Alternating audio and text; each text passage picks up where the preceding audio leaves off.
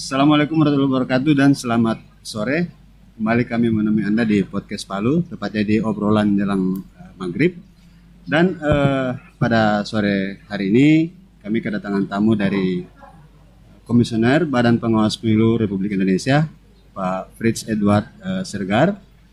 Dan selain itu kami juga mengundang salah seorang akademisi dari Fakultas Hukum Universitas Tadulako.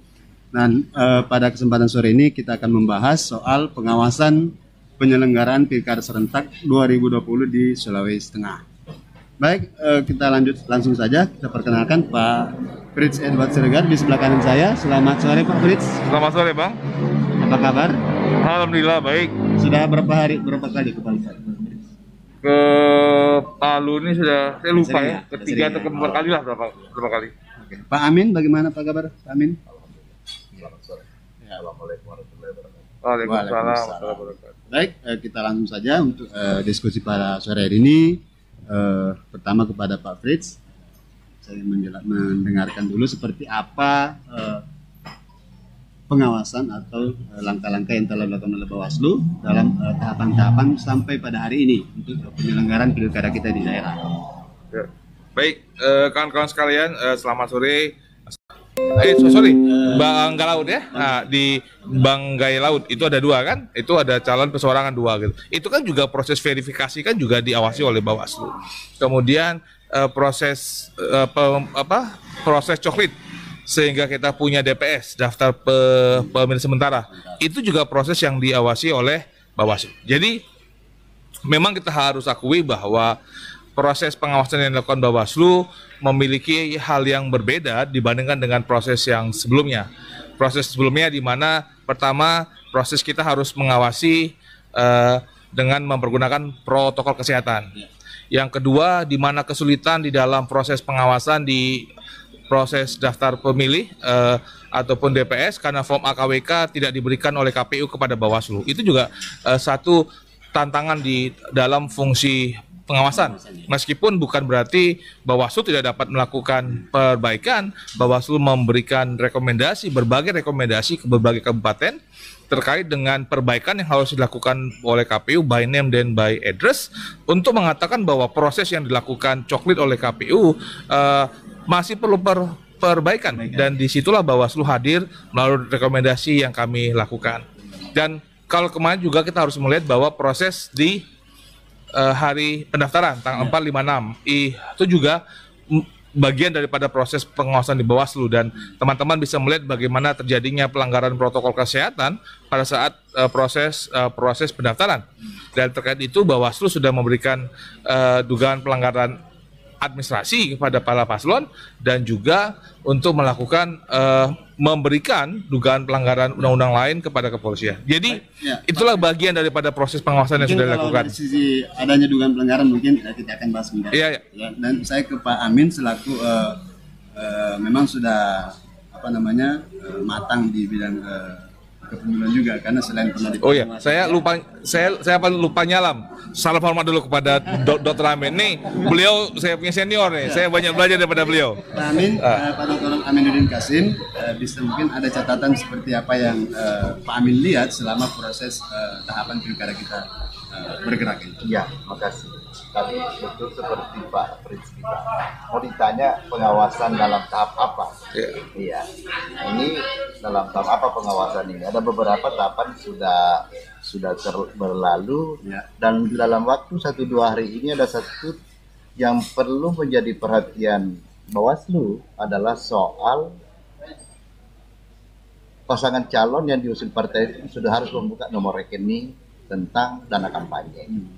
Ada beberapa hal yang menarik untuk diungkap di sana, sejauh mana misalnya Bawaslu bekerja sama dengan PPATK untuk memastikan bahwa dana-dana mereka kampanye yang masuk di rekening paslon yang diusung partai politik tidak lebih dari 750 juta misalnya kalau dia lembaga, kemudian tidak bisa lebih dari 75 juta kalau dia perseorangan.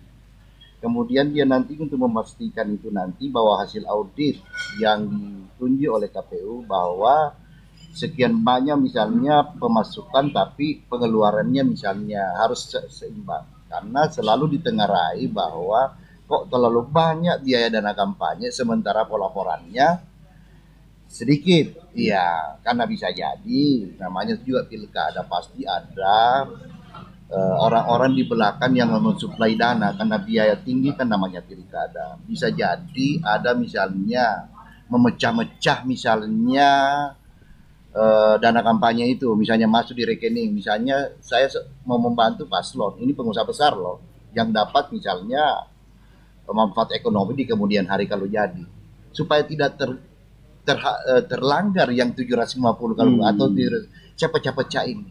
Iya, iya. Kemudian rekening yang masuk adalah itu apa semua dipantau seperti itu. Nah, jadi itu penting menurut saya karena itu berkonsekuensi pada pembatalan jika ada misalnya laporan dana kampanye misalnya yang masuk dari luar negeri, LSM, dari pemerintah daerah, dari misalnya BUMN. Nah, ini menurut saya salah satu objek pengawas yang tidak bisa dilepaskan oleh Bawaslu. Karena bagaimanapun yang namanya kita ingin membangun sistem pemilu berdasarkan prinsip electoral justice system, bahwa equal orang di dalam berkompetisi sehingga tidak ada orang yang ibarat lari terlalu dia. Kan tidak seimbang kalau mobil lari dengan becak. Seperti itu equal itu prinsip.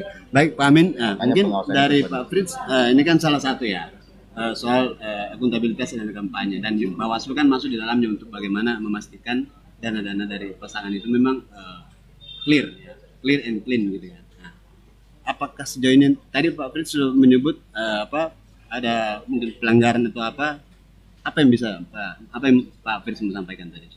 Ya, baik. Kalau kita lihat tadi kan saya akan ada dua bagian ini. Pertama yang tadi sempat terpotong, yang kedua yang soal yang disampaikan oleh Pak Dr. Amin terkait dengan pelanggaran protokol kesehatan dengan mengacu kepada PKPU 6 2020 dan Perbawaslu 4 tahun 2020 ya, di mana nanti terkait dengan kan sudah disebutkan dalam pasal 11 bahwa penyelenggara pemilihan, partai politik, paslon, tim kampanye serta pihak-pihak lain itu harus patuh kepada protokol kesehatan pada saat proses setiap tahapan. Jadi proses pendaftaran adalah salah satu proses tahapan dan kita bisa melihat bahwa terkait dengan pelanggaran itu maka KPU akan berkoordinasi kepada Bawaslu dan Bawaslu akan memberikan saran dan perbaikan.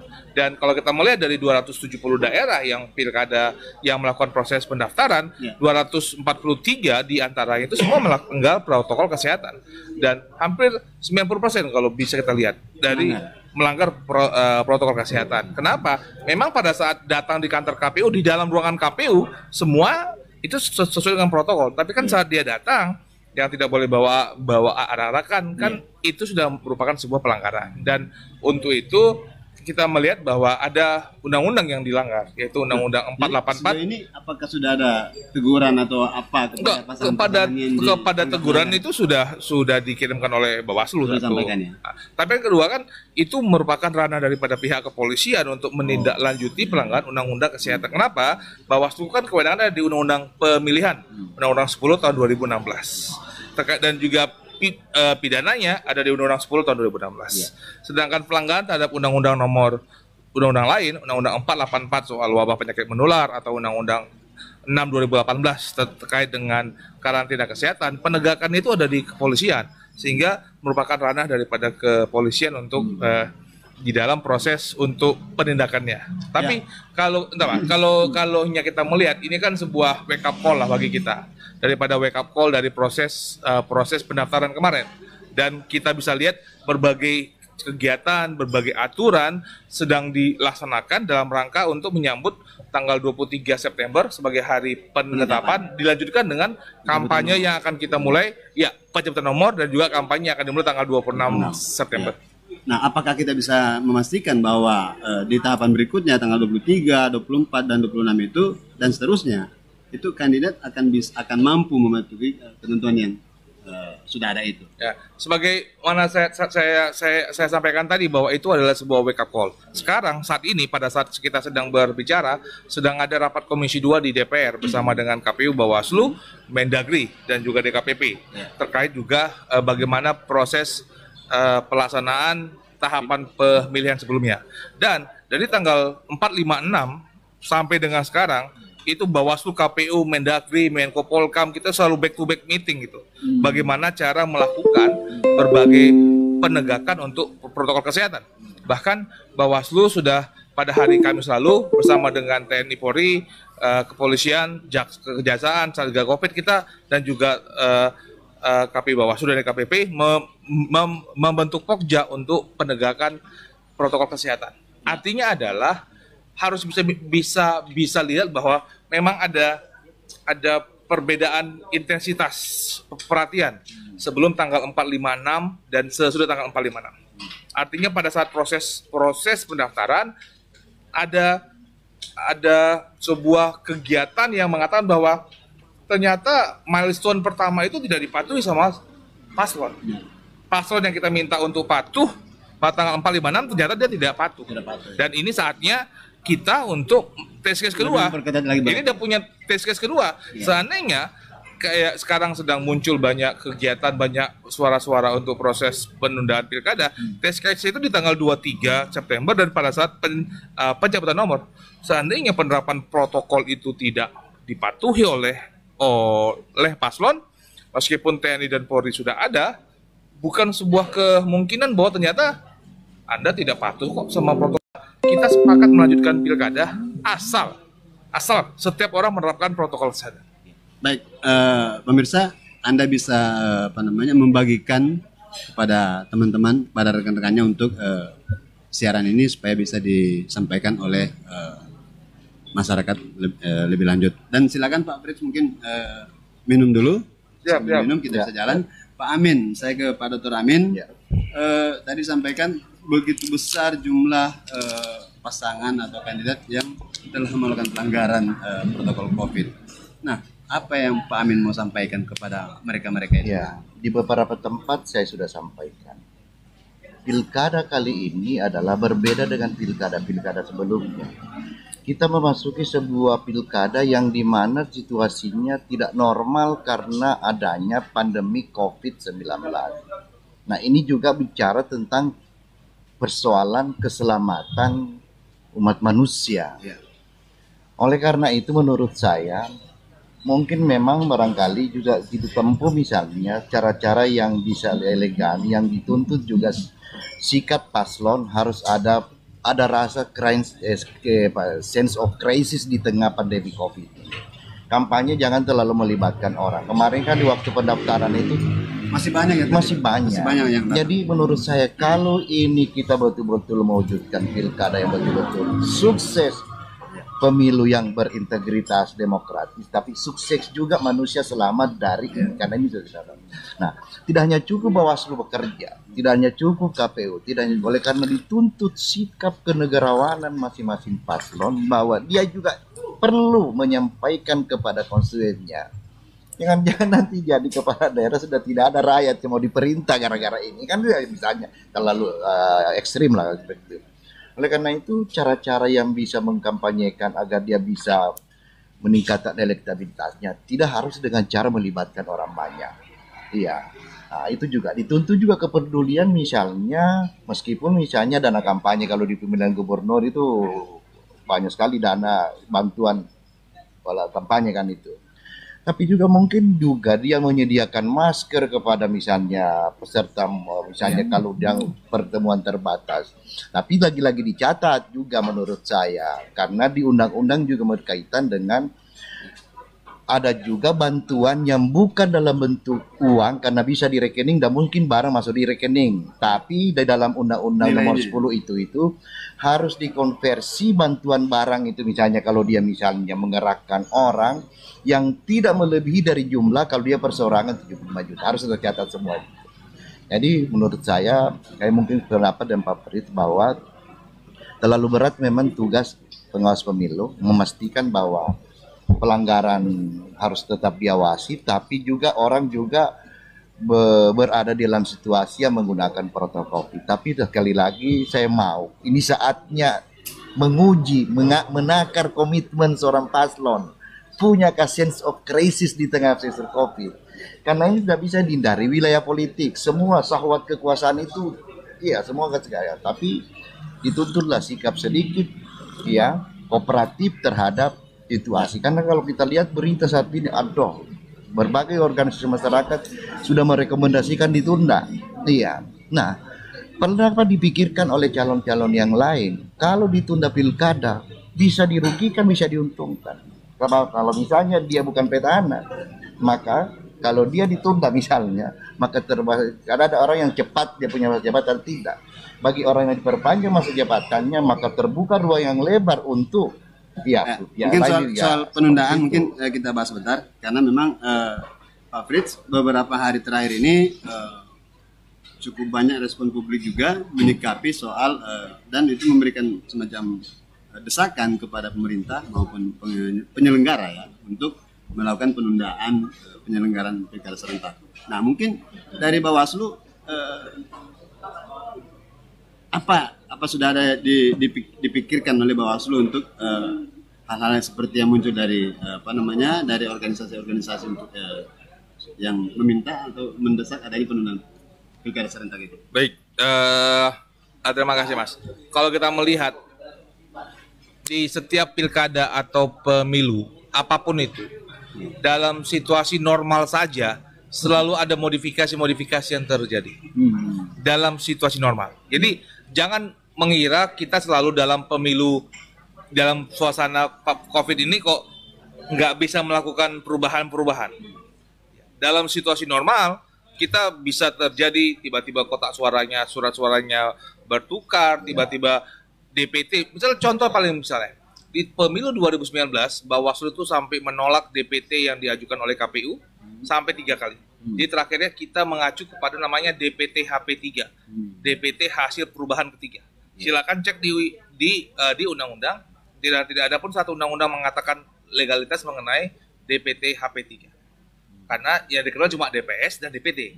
Nah, tapi kenapa? Karena kita bisa menampilkan bahwa ada suatu hal yang perlu dilakukan terkait dengan DPT. Dan itu DPT itu sangat penting karena berubah dengan persebaran, logistik, kertas suara, berapa KPPS, TPS itu berhubungan dengan banyak hal. Yang kedua, sekarang kita akan melaksanakan pilkada dalam suasana pandemi, ya kan? Modifikasi harus dilakukan. Sehingga modifikasi dilakukan seperti misalnya pada saat orang mendaftar ke TPS, paslon harus tes swab dan harus negatif. Itu kan modifikasi. Kenapa modifikasi itu tidak kita lakukan dalam seluruh tahapan? Contohnya misalnya, nanti pada tanggal 9 Desember dalam melaksanakan protokol COVID, orang yang datang ke TPS harus memakai masker, dan nanti dalam TPS akan dimakai sarung tangan. Itu kan di hari pemungutan suara. Apa modifikasi yang akan kita lakukan? Kita akan berhadapan dengan masa kampanye 71 hari.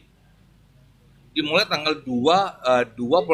Kan kita bisa mengatur modifikasinya. Contohnya bagaimana pada saat tanggal 23 September ini besok, di hari Rabu saat penetapan calon, tidak usah ada rapat pleno. Kita pakai daring saja. Atau yang datang cuma LO-nya saja. Kan paslon tetap ada di rumahnya kan, misalnya yang lainnya pakai Zoom. Itu satu. Yang kedua, modifikasinya adalah nggak perlu ada rapat umum dan rapat tatap muka ataupun rapat juga bisa, yang terbuka. Termasuk mungkin debat kandidat Pak ya, mungkin berpeluang untuk dihilangkan. Atau diubah karena kita melihat undang-undang sudah mengatakan di dalam pasal 65 sebuah kegiatan kampanye adalah sebuah kegiatan yang dilakukan oleh pasangan calon untuk meyakinkan pemilih dengan menawarkan visi, misi, dan program. Kan intinya adalah visi, misi, dan program. Kita bukan jualan tampang, kita bukan jualan background, tapi visi, misi, dan program. Dan bagaimana caranya? Di dalam pasal 65 Undang-Undang 10 dibilang, kampanye dapat dilakukan yaitu 1. Pertemuan tatap muka, pertemuan secara rapat umum, penyebaran bahan kampanye, kemudian melalui iklan, media cetak, dan media elektronik, bisa lewat debat, dan bisa debat di kegiatan seperti ini. Dan kita memasuki dunia baru yang sekarang anak sekolah kita udah harus pakai Zoom kan? Anak sekolah kita memakai Google Meet dan berbagai device lainnya karena dia harus melalui sekolah. Apakah itu ideal? tidak ideal. Tapi apakah itu kita lakukan? Itu kita lakukan dalam rangka untuk menjaga protokol kesehatan dan melaksanakan tugas konstitusional kita. Jadi jangan dilihat bahwa ada agenda pilkada satu, ada agenda untuk menjaga protokol, ini seakan-akan dua yang berbeda. Tidak, ini satu hal yang bersamaan. Satu hal yang bersamaan. Dan kita hidup bersamaan dengan bagaimana cara mencegah penyebaran COVID. Jadi modifikasi itu bisa kita lakukan. Mau PKPU diubah, mungkin undang-undang tidak bisa kita ubah. Tetapi kalau kita melihat device yang muncul dalam undang-undang, kan itu diatur dalam PKPU. Dan PKPU kan itu adalah kewenangannya KPU buat untuk mengatakan. Lagi ya, Contohnya misalnya, saya orang yang sejak berapa minggu terakhir mengatakan nggak perlu ada konser musik. Kalaupun ada konser musik, kenapa nggak pakai daring? Ya. Dan kita lihat dalam seminggu ini saja, kalau teman-teman lihat di online, banyak konser musik yang dilakukan secara online, sehingga masyarakat bisa melihat di situ, bisa tampilan si paslonnya. Dan karena kita melihat konser musik bagaimanapun punya peluang bertemunya massa. Ya, dibatasi 50 orang. Ini kan dalam ruangan nih. Tapi kalau suatu di sininya 50 orang tapi di dalamnya di luar ada ribuan, kan sama aja. Sama aja. Tetap saja proses penyebaran. Jangan kita hanya berpikir di dalam ruangan ini saja, tapi di luar itu masa kalau kita undang artis yang lain tidak bisa dengar, apakah mau sayup-sayup? Kan juga nggak mungkin. Jadi saya rasa itu makanya modifikasi masih bisa kita lakukan. Jadi Bawaslu pada prinsipnya tetap jalan tahapan yang sudah ada dengan tentunya melakukan modifikasi. Itu satu. Maksudnya adalah bahwa di dalam melaksanakan pilkada ini, sekali lagi ini kan butuh kerjasama semua pihak, KPU dan Bawaslu. Dan juga jangan lupa Pemda, Dinas Kesehatan, kepatuhan partai politik, kepatuhan kader, dan juga bagaimana peran kita untuk mengatasi COVID ini. Kita bisa melihat penyebarannya, kita melihat penyelenggaranya berapa yang positif, responsif pemerintah terhadap penyelenggara yang positif, kepatuhan paslon terkait dengan protokol kesehatan. Kalau ternyata semuanya nggak ada, tidak ada, berarti kan sudah jelas komitmen kita untuk melaksanakan pilkada dengan menjalankan protokol itu tidak bisa dipegang. Dan kalau begitu kami akan mengajukan penundaan. Jadi bukan berarti bahwa ini tidak bisa ditunda. Bisa saja itu ditunda. Bisa saja. Baik secara keseluruhan ataupun secara parsial per daerah. Mungkin Pak Amin ada pandangan ketika ini harus misalnya ditunda karena kondisi COVID yang terus meningkat. Apa dampak dari mungkin penundaan ini terjadi? Ataukah memang karena kondisi harus memaksa kita harus menunda? Ya, soal penilaian apakah situasi ini tidak kondusif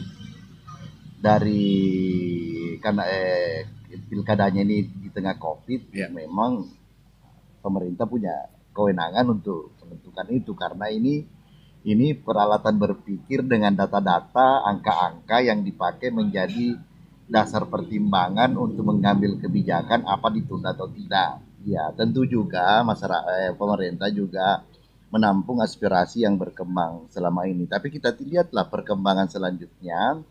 Mudah-mudahan ada perubahan-perubahan, misalnya terkait dengan penurunan angka-angka ini. Mungkin juga meskipun banyak misalnya mengusulkan, tapi pemerintah tentu tahu resiko-resiko itu. Karena saya bisa memahami juga pemerintah dalam posisi dilematis kalau minatnya menunda.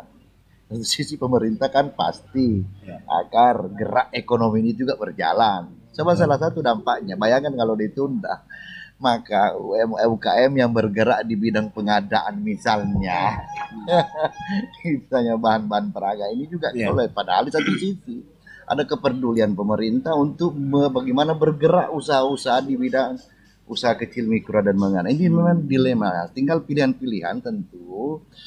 Data-data yang bisa berbicara yang mengenai ini sehingga pemerintah harus menunda atau tidak. Tapi yang jelas mau ditunda atau tidak, dia pasti harus ada dampak-dampak ikutan daring. Apakah dia diteruskan atau ditunda. Tapi itu lagi sekali-sekali saya benarkan bahwa memang dituntut kerjasama semua pihak. Jangan mengharapkan semuanya Bawaslu loh. begini karena ini KPU Semua, seluruh lapisan kita masyarakat. saja, semua masyarakat. Kalau kita bersikap permisif dengan aturan dikeluarkan oleh pemerintah, misalnya menjaga diri menggunakan protokol, misalnya kesehatan COVID, maka tentu itu. Jadi ada situasi yang bisa kondusif, meyakinkan pemerintah bisa misalnya kira-kira begitu. Tapi lagi-lagi tadi paslon juga dia harus bisa karena ini kan ada massa yang dukung dia, ada konstituen. Mampukah dia meredam ini? Ya, mari kita sedikit ya seperti itu kira-kira. Ya, Pak Fritz, Ya. salah satu ormas menyebut dalam pernyataan sikapnya meminta penundaan dan mengalihkan anggaran penyelenggaraan itu untuk memberikan stimulan kepada masyarakat di tengah kesulitan ekonomi akibat COVID. Nah, kalau memang Bawaslu melihat kondisi yang salah satunya jadi pertimbangan ormas misalnya, bukan mempengaruhi Bawaslu ya, untuk menunda dan sebagainya, tapi kalau memang angka penyebaran COVID itu terus meningkat, apakah Bawaslu tetap merekomendasikan untuk melanjutkan ataukah memang menunda, dan kira-kira penundanya berapa lama? Baik Mas, kalau kita melihat tadi harus pertama statement saya pertama adalah bahwa bukan berarti Bawaslu tidak akan mengajukan penundaan. Iya. Tapi dengan kondisi saat ini Bawaslu masih dalam posisi bahwa kita tetap akan melaksanakan pilkada tahun 2020 dengan berbagai modifikasi yang dapat kita laksanakan.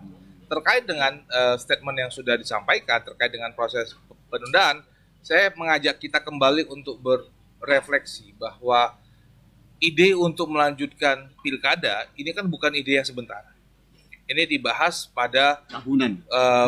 bulan Maret, Maret, April dan Mei dan Juni. Jadi diskusinya sudah kita panjang dan kita melihat pertimbangan-pertimbangan.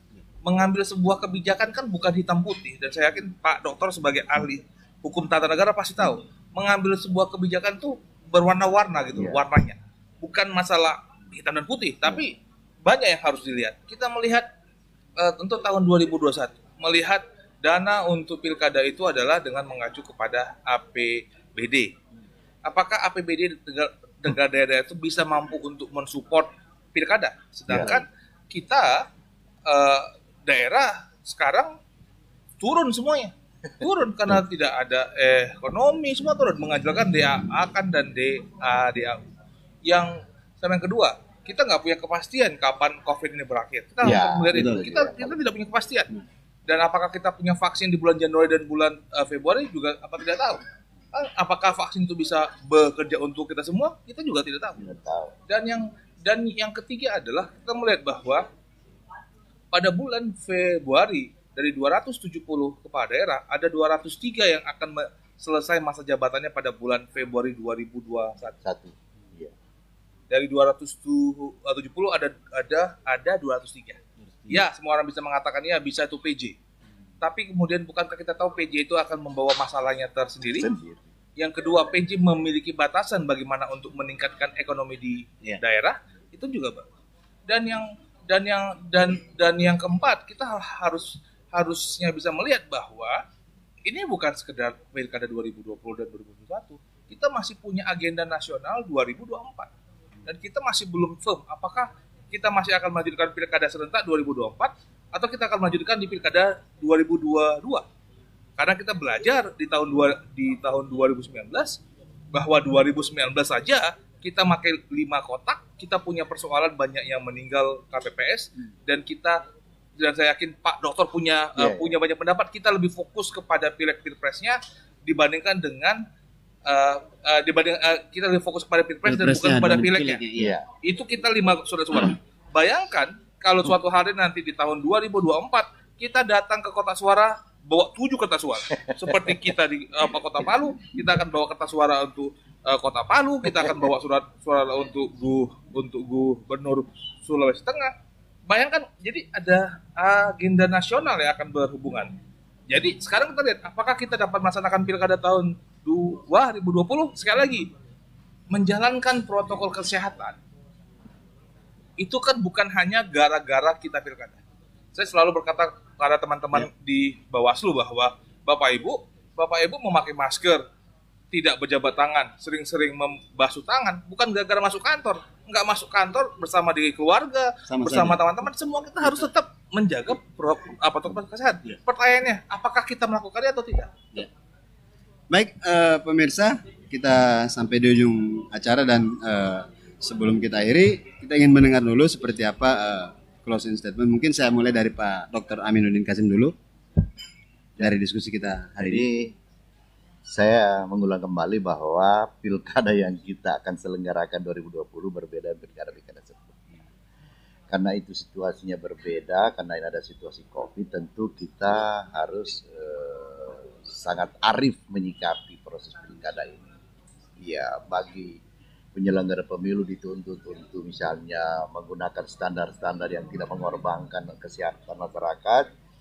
Bawaslu juga memastikan itu, kemudian paslon pemerintah juga harus bekerja keras. Penjelas kita mau pilkada ini sukses, tapi kesehatan juga tetap terjamin oleh masyarakat. Itu menurut saya. Ya. Pak Fritz. Baik, Bapak Ibu sekalian, kan dalam seorang teolog itu pernah berkata, kita itu mematuhi norma ada dua faktor. Kita mematuhi norma karena faktor eksternal, kita takut dihukum, kita takut dihakimi, atau faktor internal, itu kepatuhan yang muncul dari dalam hati. Kita tidak mau melanggar norma karena itu ada muncul dari dalam hati. Dan biasanya yang muncul dari dalam hati itu pasti akan lebih kuat karena karena dari kita.